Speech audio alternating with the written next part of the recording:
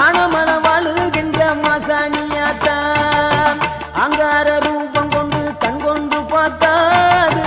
ஆனமன வாழுகின்ற மாசாணியாத்தான் பொன்மாறி பொழிபவளே பொள்ளாச்சி மாரியம்மா